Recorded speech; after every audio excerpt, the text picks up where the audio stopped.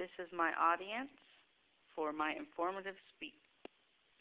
Hi, I'm Erin, and I'm here to talk to you about polycystic ovarian syndrome so I can help explain what a patient with polycystic ovarian syndrome, or PCOS, would go through the entire process, from finding out and recognizing the symptoms, being diagnosed, finding a doctor, and working with the treatment options.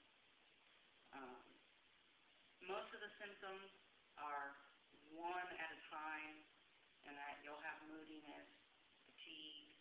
Those are mostly how you're feeling. The physical signs are weight gain, male pattern baldness, male hair growth around the face, and that skin tags on the neck, armpits, and soft tissue areas. And a lot of people get acne. Some don't. Some do, some don't. Some are more extreme than others. Internal evidence and symptoms are lack of menstruation, infertility, diabetes. You have cysts on your ovaries, and you could possibly have liver disease.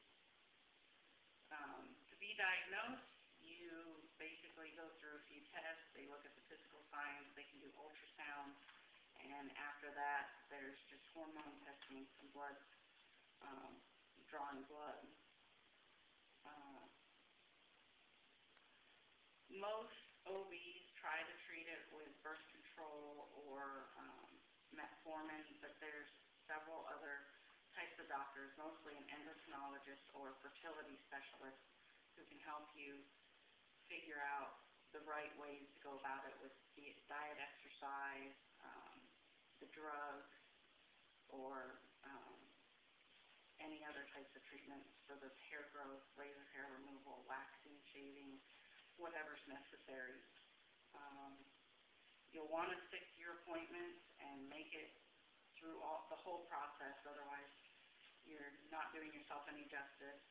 It's a very hard process, especially since each symptom is treated on its own. There's no, oh, here's a cure, okay, you're done, see you later. It doesn't work that way. And in conclusion, here's a fact. It's hereditary. It moves down from the women in families, generation to generation. No reason why or real explanation on which genes and how to prevent it. But it's been proven that most families, if they have it, their daughters have it, their granddaughter's going to probably have it, and it just is a vicious cycle. There can be a misdiagnosis of Cushing's disease, which has a lot of the same symptoms other than with Cushing's, there's a lump on your back, you get really weak, very sick.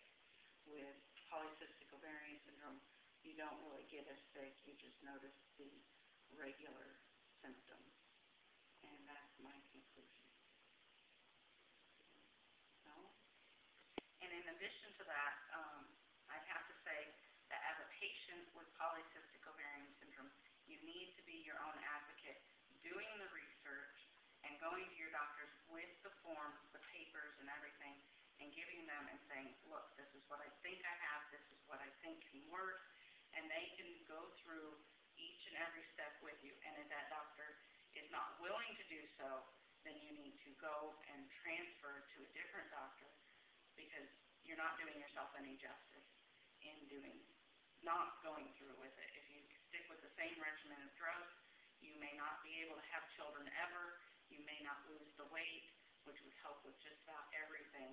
As you lose weight, you gain fertility, and that is key for most women who find out around between ages of 16 and 22.